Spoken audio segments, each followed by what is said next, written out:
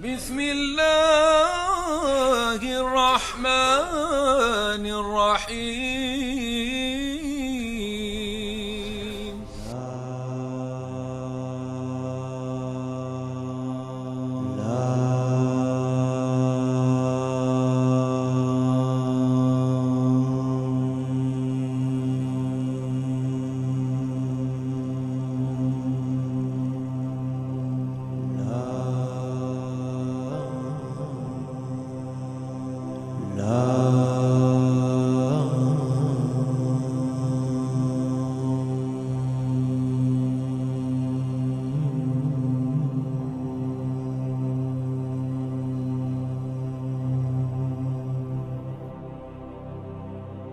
En tant que représentant de Dieu sur Terre, l'homme a une responsabilité axiale dans la gestion de la planète.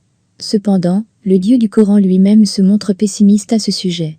Dans le même verset, les anges, quoique soumis à Dieu, s'interrogent sur le bien-fondé de cette mission confiée à l'homme. Vas-tu y placer quelqu'un qui va corrompre la terre et y répandre le sang, s'étonnent les anges, alors que nous prononçons ta louange en te sanctifiant.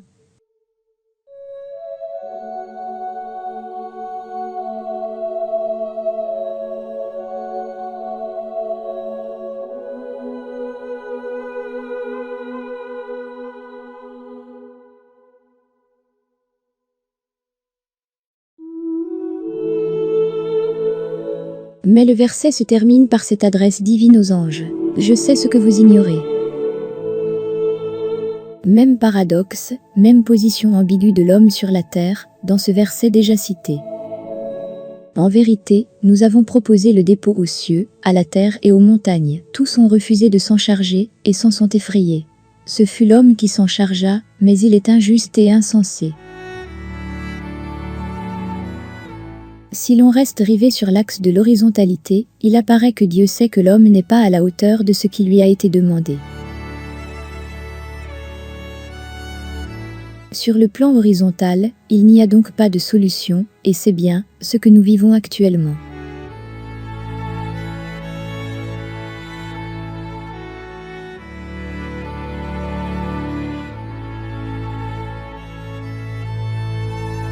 Seule une conscience de type vertical, mais qui ne scinde pas la transcendance de l'immanence, et au contraire célèbre leurs épousailles, pourrait, selon le scénario coranique, apporter une solution.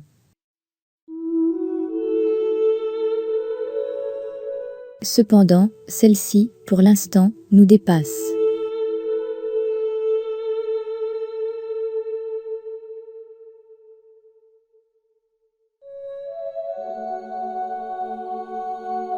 Et c'est là précisément qu'est mis à l'épreuve l'attitude d'abandon confiant à Dieu, qui traduit approximativement le terme islam. Il y a donc un projet divin concernant l'homme, qui dépasse la conscience ordinaire ou actuelle de ce dernier. Le scénario coranique est pour l'instant dramatique, mais on ne sait pas quelle touche future va y mettre le Dieu du Coran.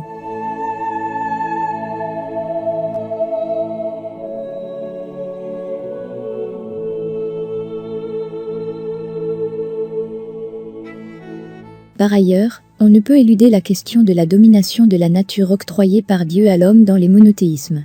C'est une accusation, en effet, qui est devenue extrêmement fréquente dans certains milieux, notamment en Europe occidentale.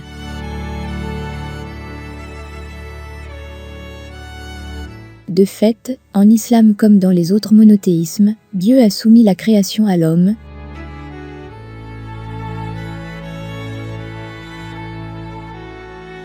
Citons à titre d'exemple ce verset. Il vous a assujetti, faveur de sa part, tout ce que contiennent les cieux et la terre. Certes, tout cela constitue des signes pour un peuple qui réfléchit. Mais ce tazkir présente deux faces complémentaires, la liberté et la responsabilité. En outre, à quel homme Dieu a-t-il donné principalement cette puissance? Dans ce cas, le Coran donne raison aux anges. La corruption est apparue sur terre comme sur mer du fait des agissements des hommes.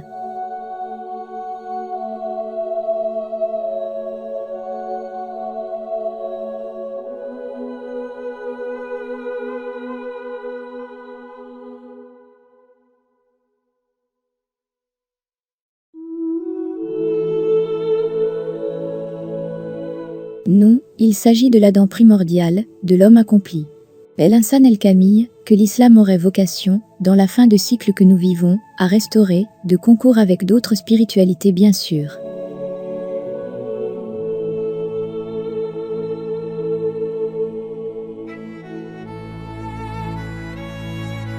Dans son état de conscience ordinaire, l'homme, comme le soulignent les soufis, vit dans un état perpétuel de distraction.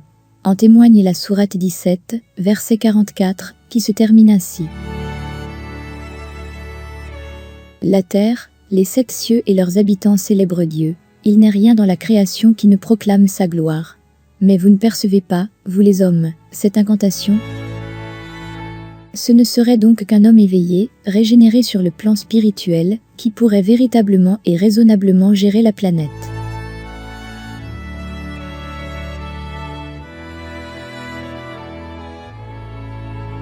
Dieu a promis à ceux d'entre vous qui ont la foi, et qui font le bien de faire de ses représentants sur terre.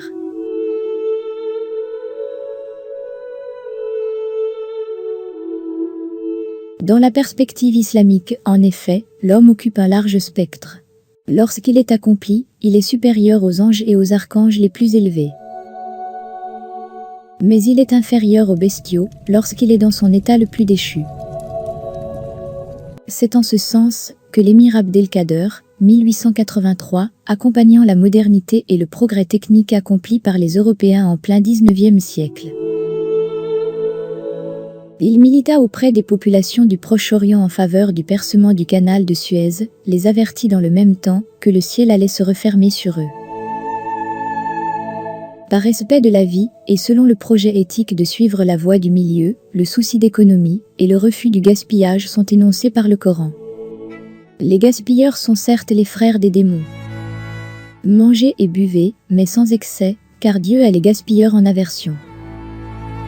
Et lorsque les musulmans procèdent à leurs ablutions, ils devraient avoir en mémoire cette parole, où le prophète recommande d'utiliser peu d'eau. Même lorsqu'on se trouve au bord d'un fleuve. La terre entière est un temple pur, disait le prophète. La mosquée, en effet, est avant tout un lieu de réunion pour les hommes, mais le temple par excellence est la planète, voire tout le cosmos. Aucun poisson n'est pêché, et aucun oiseau attrapé, sans qu'une part de la glorification de Dieu ne quitte ce monde. C'est comme si, dans cette parole, le prophète nous avertissait que la protection et la bénédiction divine, baraka, allaient disparaître au fur et à mesure qu'allaient se raréfier les espèces animales, et c'est bien ce que nous vivons à notre époque. Les différents règnes étant interdépendants, la baraka circule entre eux. La fourmi dans son trou et le poisson dans la mer, affirmait-il encore, appelle la grâce sur celui qui enseigne le bien aux hommes. Tous ces enseignements prônent avant tout une éthique et promeuvent une éducation qui doit être transmise de génération en génération.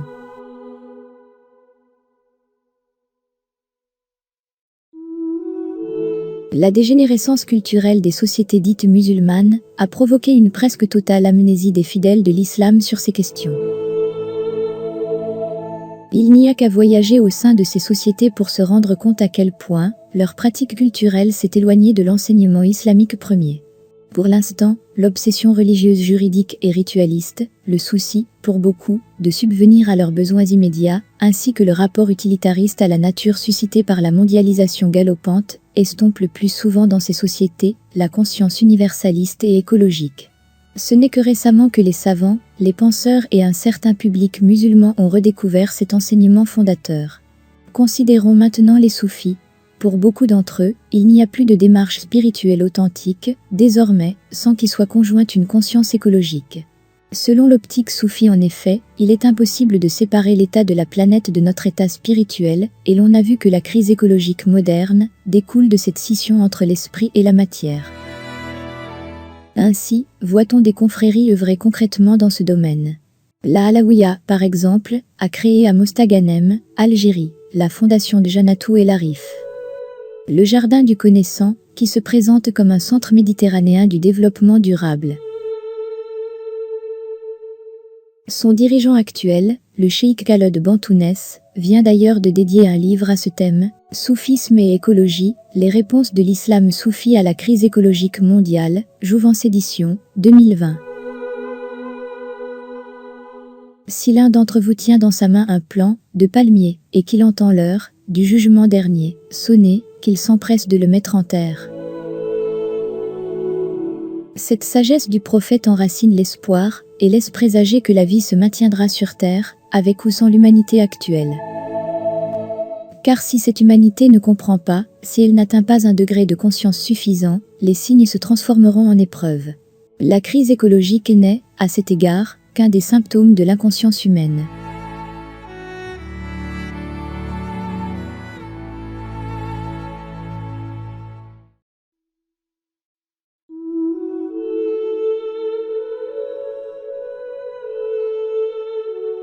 Il s'agit de s'éveiller, de se réveiller, de se rééduquer au respect de la vie, de l'autre, de tous les autres, et de tout le vivant, vivre en harmonie avec le divin, sa création et ses créatures.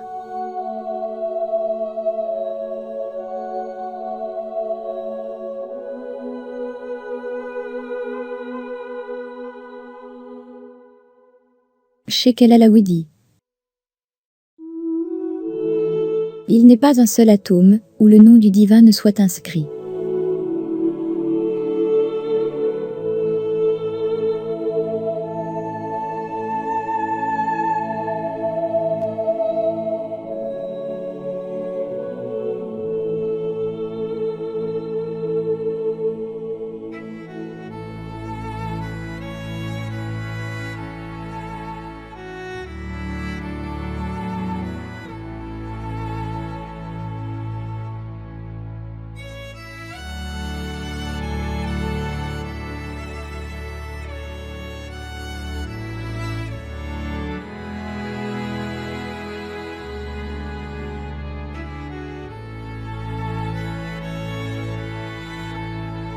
Janatou El Arif est un outil qui mobilise la créativité et la bonne volonté latente de tous. Il a pour but de relever les défis environnementaux de manière inédite, à savoir rendre indivisible dans sa résolution l'écologie, la spiritualité, le bien-être intérieur et la justice sociale. Une nouvelle façon d'envisager l'avenir, celle d'une présence humaine sur notre planète qui soit écologiquement viable, économiquement vivable, socialement équitable et spirituellement épanouissante. Épanouir cette richesse des interfaces, le viable, le vivable et l'équitable, le tout enveloppé de la dimension spirituelle. Dieu est l'âme de la terre, disait Cheikh El Alaoui.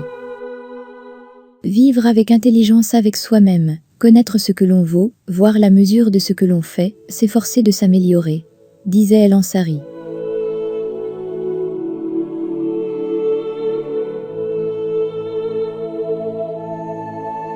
Notre but est de participer à la construction de l'homme, dans la dignité en disposant d'une autonomie alimentaire.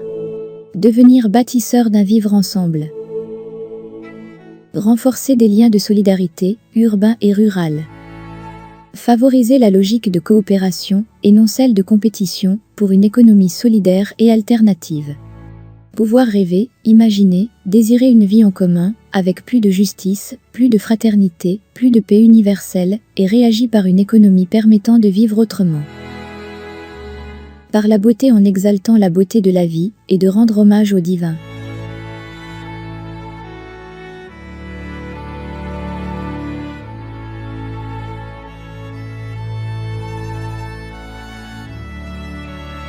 Avec sagesse, un humanisme basé sur la responsabilité, et non sur la domination. Nous ne sommes pas créés pour dominer la vie, mais pour la respecter, et en prendre soin en raison de son caractère sacré. Cela permettant de façonner d'un monde mieux accordé au rythme naturel de la vie. On ne sait pas où on va, mais on y va, disait Fournier.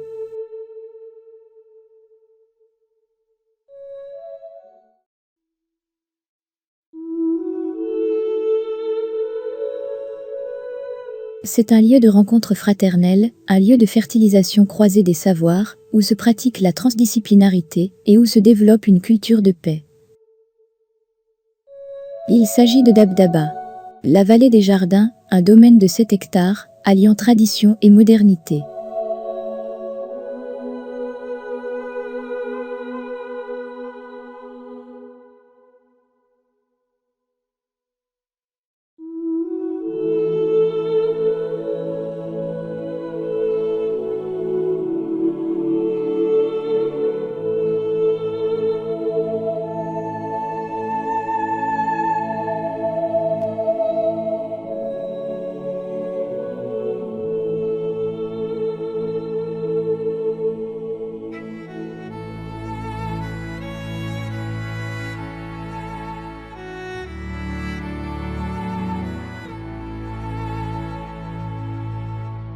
C'est dans ce domaine que se trouve le jujubier centenaire au pied duquel le cheikh El Alaoui enseignait.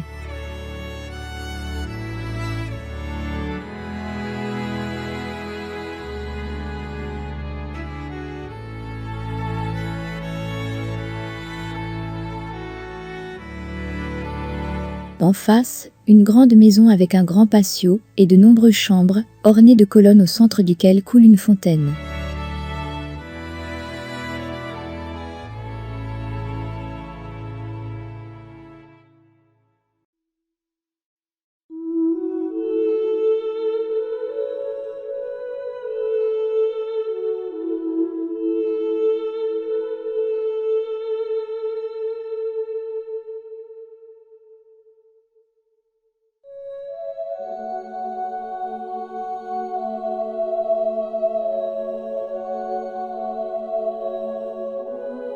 À l'extérieur, le jardin bordé de palmiers et de jasmins odorants.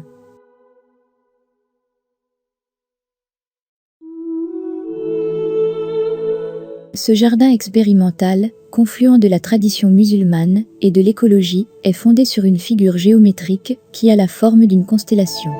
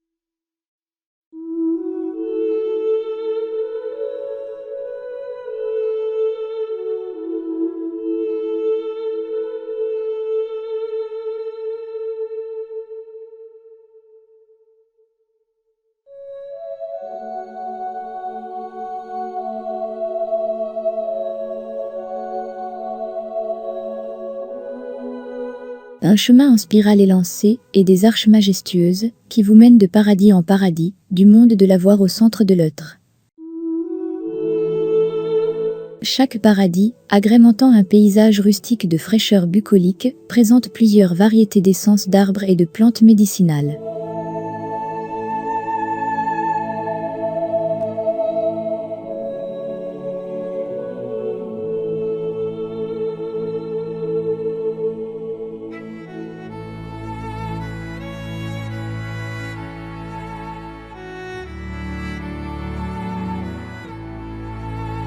On y trouve Point Ginkgo, symbole de la folie humaine. Agora, symbole de l'inversion de la pyramide et des 4 axes. Espace, matière, quotient, développement durable.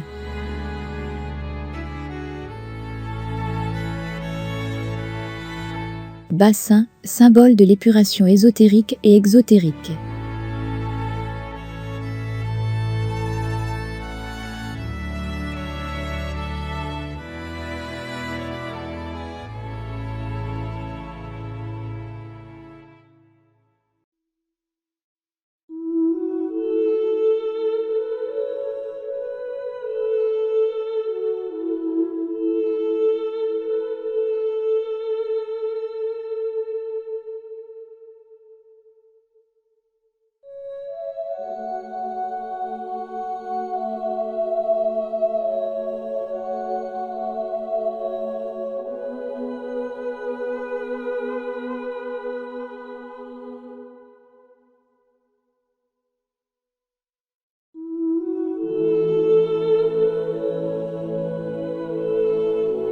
Un espace animalier.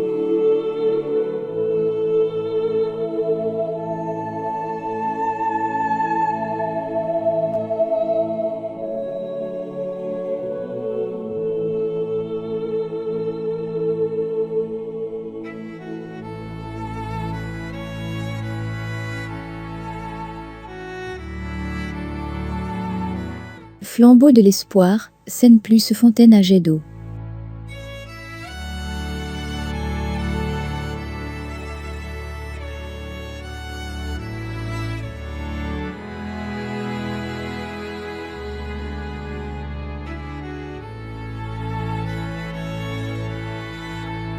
Le kiosque, un coin idyllique, endroit de paisible contemplation autour d'une calligraphie élégante, espace de création poétique, où peut s'envoler une adorable musique.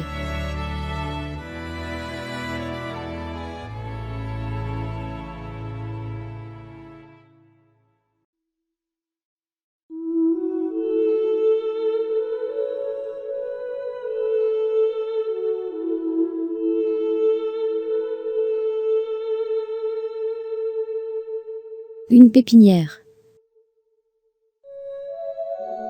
Dans cette nature pure et spontanée, autour d'une source cristalline, vive et gaie, Dabdaba a une vocation esthétique et poétique. Tout est épanoui et inondé de clarté, un bonheur envahit le cœur et l'âme de chaque visiteur.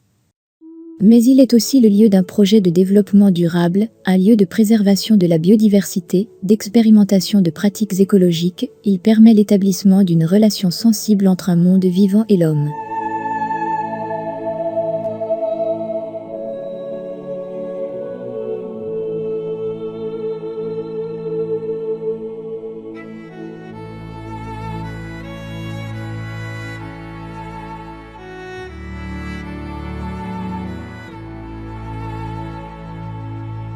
Maison de la paix.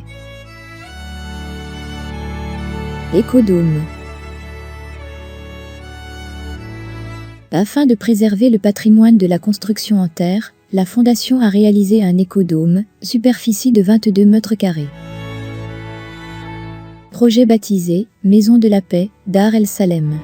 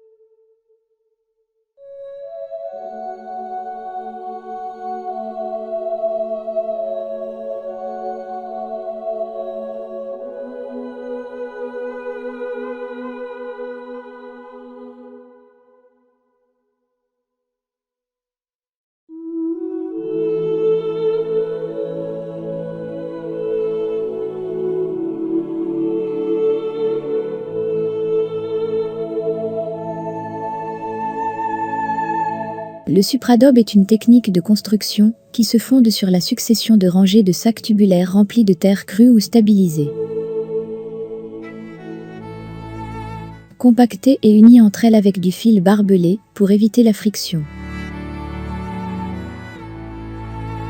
La mise en place des sacs se fait directement sur place, facilitant le montage et réduisant ainsi les efforts. Une fois la structure complète, on posera les installations, protections et finitions adéquates suivant les nécessités.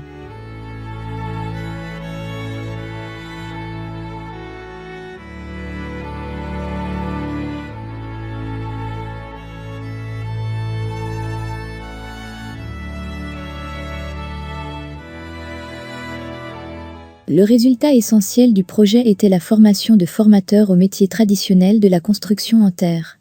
30 jeunes ont participé à ce chantier durant un mois.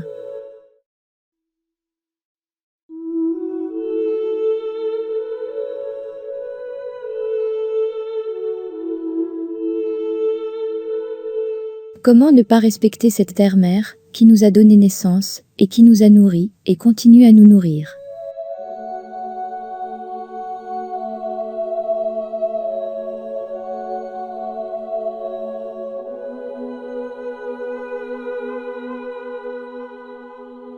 Et qui, une fois mort, nous reçoit, quand nos propres amis se débarrasseront de nous. A tenu à indiquer le Cheikh Khaled Bantounès, le guide spirituel de la Tariqa al-Alawiya et président fondateur de l'association internationale Soufi Alawiya, et ça, a rappelé le lien existant entre l'islam et la protection de l'environnement. Mener cette réflexion sur l'écologie n'est pas, parce que c'est un terme à la mode, le prophète, que la paix et la miséricorde soient sur lui, encourageait l'homme à planter une plante ou semer une graine, et il disait même qu'à la fin des temps, continuez à semer et à planter, a-t-il ajouté. L'écologie figure parmi les priorités des 8 points de l'initiative de la Journée internationale du vivre ensemble en paix. Elle est née lors du Congrès international féminin, en Algérie. Puisée des valeurs islamiques, Cheikh Khaled Bentounès a démontré lors de son intervention la grande valeur de l'environnement.